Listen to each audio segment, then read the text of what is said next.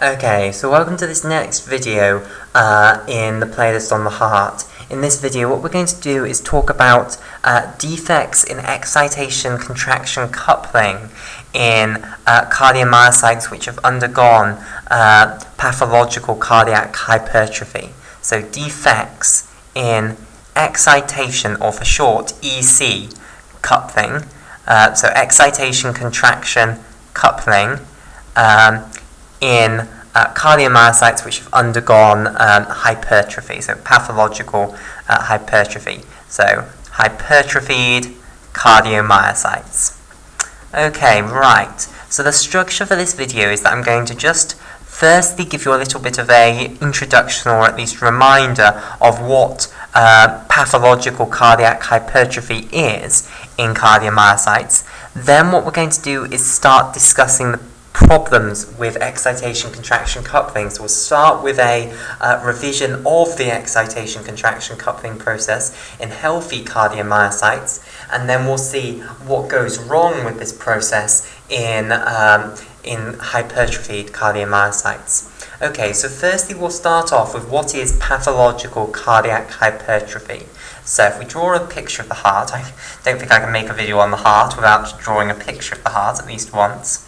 Okay, so here's the right atrium, here's the right ventricle with the pulmonary trunk coming out there, okay, and here's the left ventricle coming up here with the left atrium emptying into the left ventricle. Okay, so here's the left atrium, and then the great aorta coming out of the left ventricle.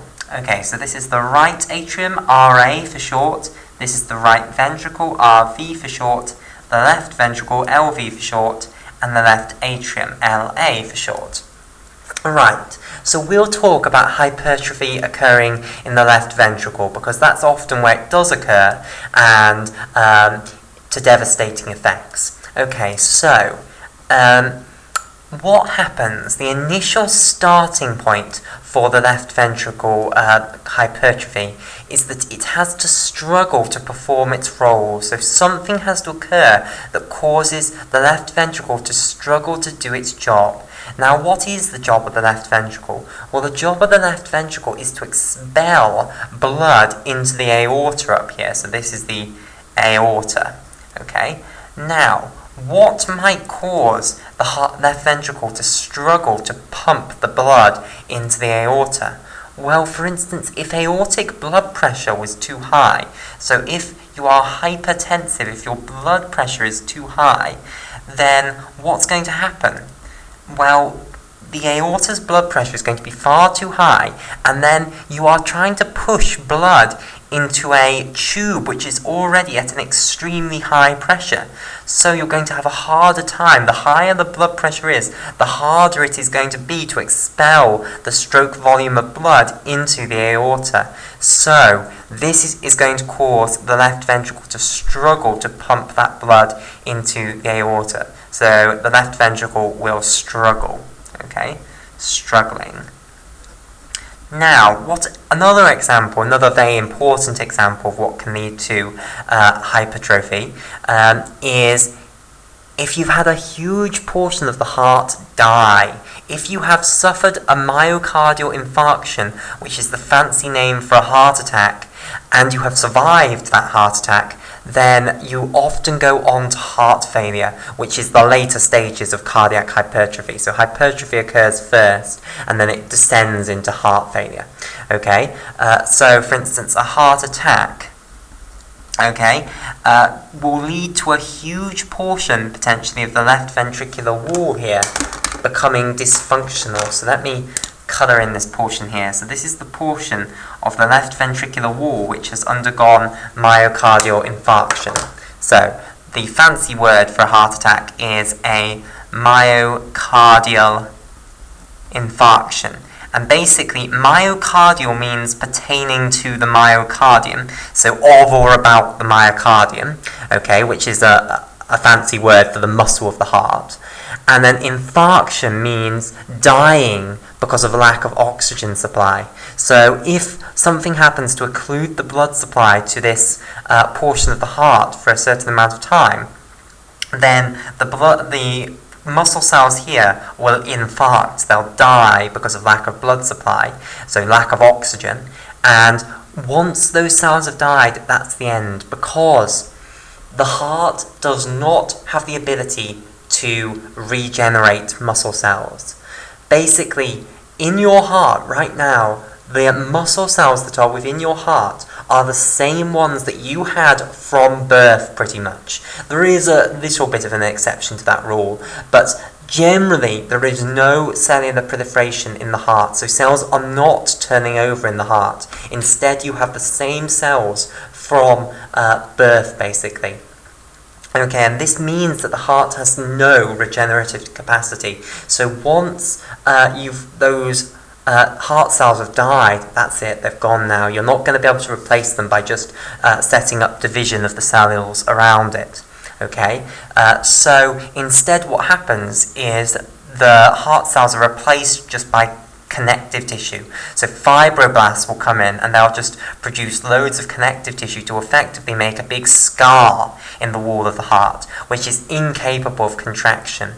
Okay, and interestingly, the only other tissue in the body where you find such low levels of proliferation as you do in the heart is the brain, which I, for one, find quite interesting because they're the two essential, they're the two major organs, they're the most important organs of the body, the brain and the heart, and they're the ones that have the least capacity for regeneration, which I, for one, just find interesting.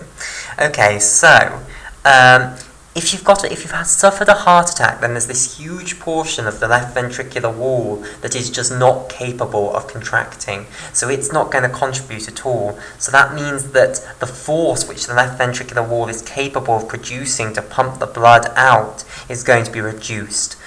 So that again will lead to the left ventricular wall struggling to pump the blood out of the left ventricle. What this leads to is it leads to the heart undergoing pathological cardiac hypertrophy, also known as pathological remodeling. So pathological remodeling, the role of it is to try and solve this problem. The aim is to try and actually increase the force with which the left ventricular wall can contract, okay? But it ends up actually making it worse. Well, it's unfair to say that. It does make it better transiently, but long term it's actually going to make it worse, and things are just going to get worse and worse, and eventually what's going to happen is it's going to descend into heart failure, and I'll explain that in a moment. Okay, so what actually happens in pathological remodeling?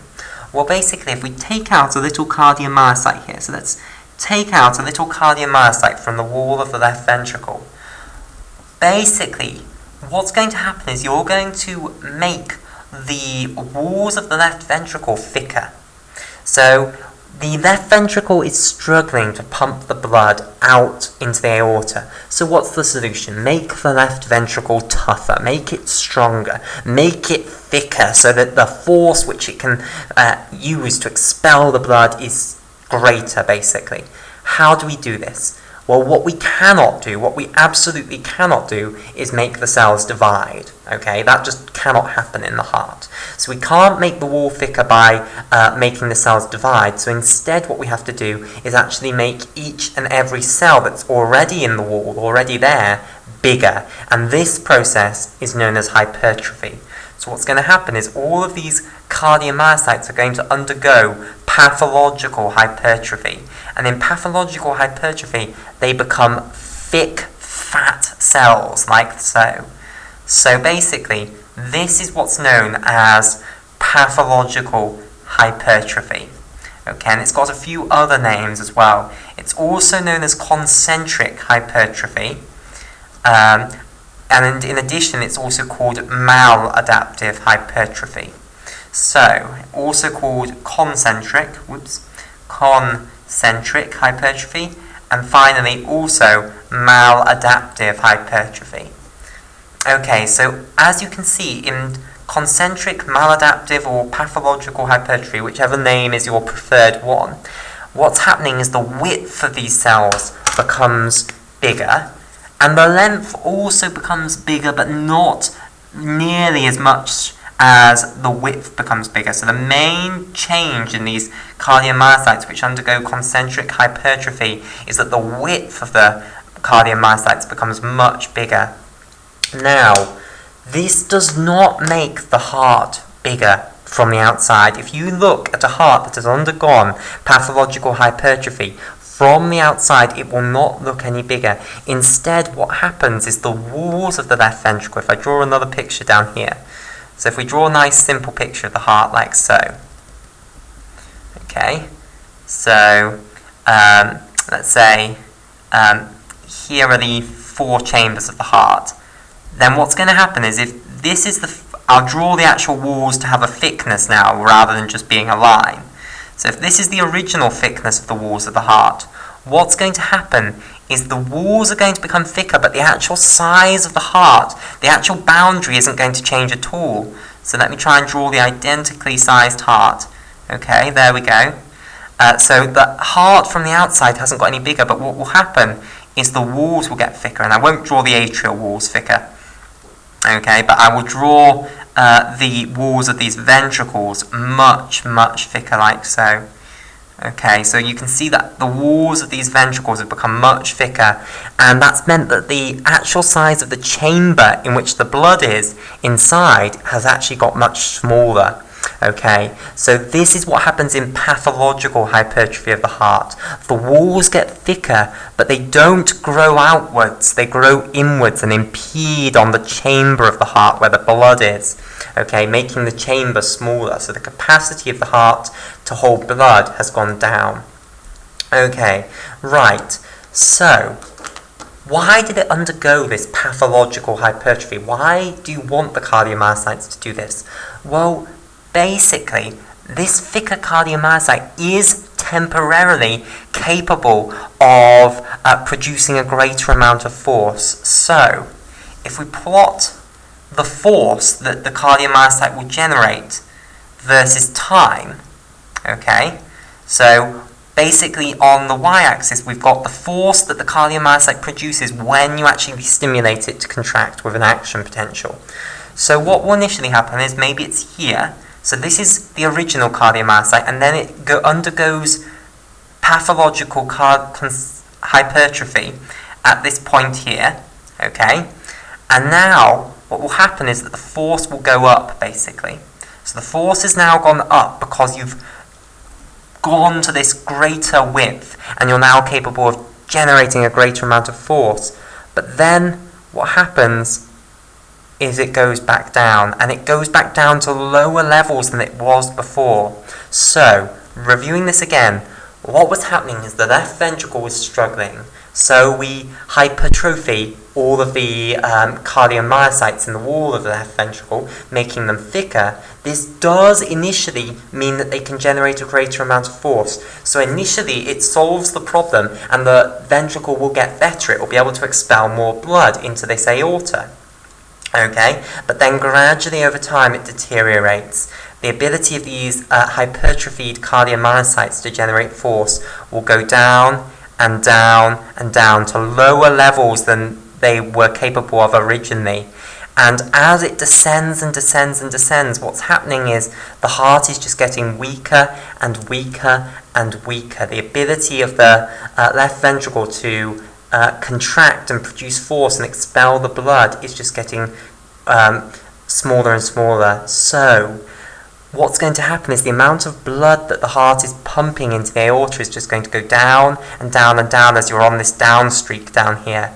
And eventually what's going to happen is that you're going to have so little blood coming out into the aorta in a minute, i.e. your cardiac output, CO, which is just the volume of blood that you pump from the venous to the arterial side in a minute, that will go so low that it's just not big enough to supply the needs of the body, and that's when you go into heart failure. So heart failure is when the heart is failing to pump enough blood from the venous to the arterial side to meet the needs of the body.